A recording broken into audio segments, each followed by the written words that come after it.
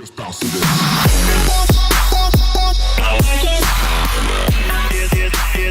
Hey guys, how's it going? Welcome back for our fourth installment of our Grandfather Clock series. We're going to go ahead and jump straight into the project, so let's do it.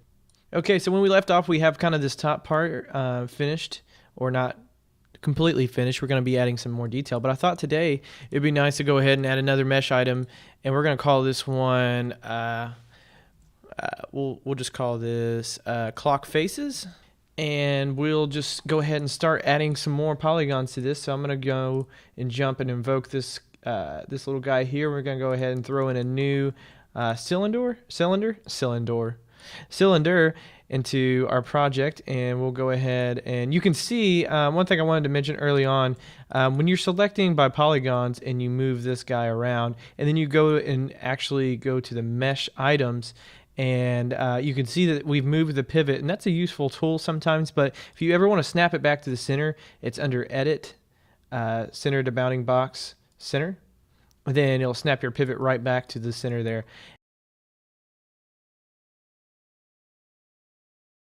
However, we would like it to be, let me just first go ahead and see what it would look like when it would be smooth, and then we'll scale it up.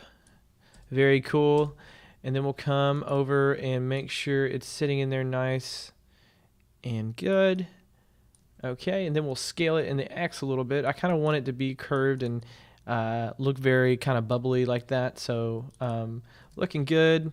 I may want to add another holding edge just to this guy, probably right there. And then we'll take the first face and we'll hit B, and we'll bevel this in and pull it out just a tidbit. So then when we smooth it, we're getting a nicer shape, a more well-rounded type of shape there. And we'll put it straight into the hole that we have made for it. We need to actually start creating some of the clock hands as well, which will be fun. But I also want to copy this, so I'll hit Control-C, Control-V to create another copy, and jump back into my front view and scale that down so that it fits nice and snug into the other side, or the smaller kind of clock face. And this is going to be really cool once we actually have this setting in here and having the hands and everything. So we'll shrink it down. And we could also snap to the vertice there in the center of that, but I think we can probably just get by eyeballing it. We'll select all the polygons and hit Shift V, and we'll go ahead and hit apply to mirror that to the other side, and make sure that we're probably going to be working in symmetry most of the time in this project. So we got all three clock faces, and let's create another mesh item, and we'll call this glass. Add a cylinder again to that, so we have another guy down here. We'll move him up. We can turn off our symmetry, I'm sorry, just for now, so we can get this glass piece in here. Rotate it again to 90. We will pull that up and then scale that just so we have a rounded glass piece. And we'll actually thicken this. But let's go ahead and smooth it so we know what it looks like, and scale it up. And then creating a holding edge so we can make that a little bit of a sharper edge, something like this. And then we'll scoot it in. We could have actually copied some of the faces from the clock as well, but either way, we can get the job done. It'll be just fine. We need to go to our polygon and go to thicken, and then we can go ahead and click and drag in the viewport. Just click once, and pulling on the blue handle there, we can actually size that up. Let's pull it out a little bit so we can see what we're doing. And we can actually turn on our colored wireframes just by clicking on the gear and having our active meshes set to colored, and it's a very dark color. So you can set that, I think, to any color that you would like. We'll go ahead and leave it at the default, And then we'll add another holding edge in here as well. Something like that. Okay, looking good. We can check it out on the inside here. Awesome. All right, so now we have some glass to go over that. It'd be nice if we could see our details. So I'm going to create a material just for now, just by hitting M on the keyboard and saying GLASS, glass, MAT, glass matte, and we'll make the color. We'll have no color, no diffuse, and go ahead and hit OK. And then as we go to our shading, we'll go to the material trans and turn the transparency up to 100. Okay, cool. So this will just help us. So when we're actually modeling, we know how thick it is and how it's sitting in there. But we can also just shut it off in our item list and not have to worry about it. So what I'd like to do right now is create the hands on the clock. So we'll add another mesh item.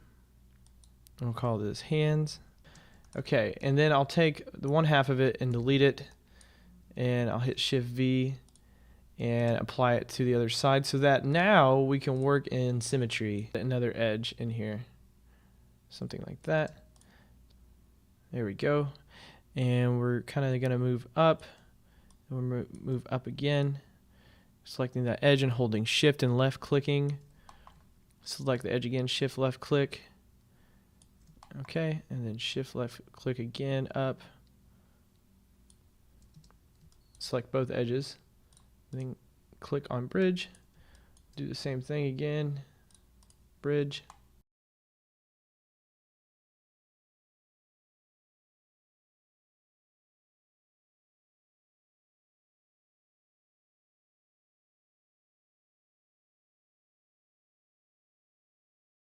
Okay, sweet. So let's jump into our 3D view here, and we'll flip those polygons around by hitting F, and then we'll hit B to bevel, and we'll just pull this out.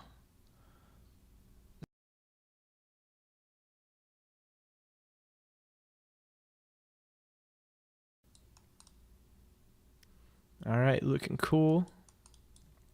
Let's go ahead and shape this up some more. It's not quite how I want it.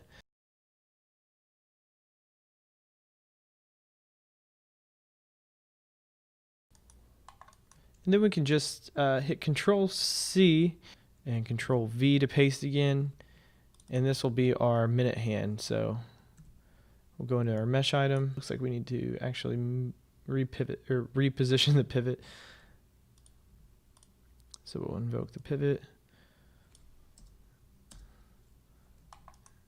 Place it kind of there in that center part. And then we can turn the pivot off. And then move. Oh, it looks like our mesh has jumped, so we'll go ahead and move that back. We'll Control Z back. And let's see, we'll go ahead and freeze and 0. Move the pivot back up. And then we'll also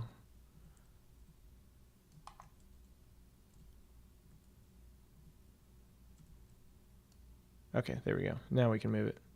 Go to our action center and change that to selection so we can scale this down.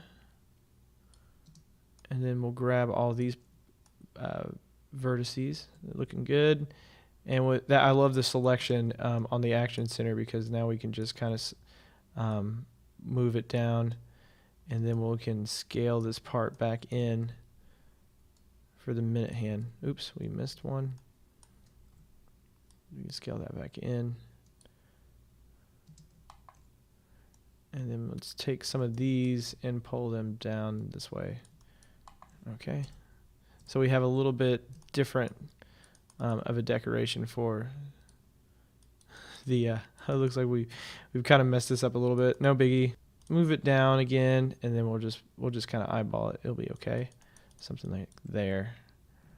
And then we'll make sure our action center is not set to automatic so that we can rotate it back into place here. And then again, tweaking. Okay, awesome. Let's go ahead and end the lesson here, and in the next one we'll continue on the shelf and the pillars, and we'll add some more detail to the bottom part. So thanks again, guys, for checking it out, and we'll see you in the next one. Remember to comment if you have any questions, or subscribe to the channel so you can stay up to date with all of our new videos that were being released for this project. So see you in the next one. Thanks a lot, guys.